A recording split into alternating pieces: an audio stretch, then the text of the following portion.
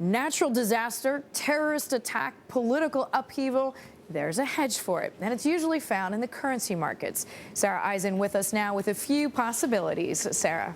Hi, Deirdre. Everyone could use a financial hedge. Now Barclays is pinpointing which currencies could outperform during different doomsday scenarios. So let's run through a few here. What if the U.S. economy stalls? What if that recovery that everyone's talking about loses steam? Then the currency to hold, the yen or the Swiss franc, thanks to their safe haven, low-yielding status here. And even if you're not involved in currencies and you're a stock investor, want to protect yourself from falling stock market, we've dug up a few ETFs you can invest in. ETF ticker FXY tracks the yen. It's traded like a stock. And ticker FXF tracks the Swiss franc. So next risk event here, China slowdown. We hear about the Chinese booming economy. It's still a concern, though, that if the Chinese stock market plummets, which currency do you want to buy? The U.S. dollar. That is what Barclays says.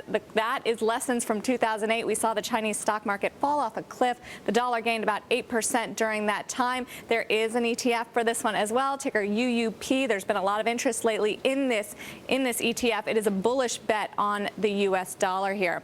Last scenario, geopolitical risk, always a little concern, anxiety with the situation in Iran, the nuclear situation.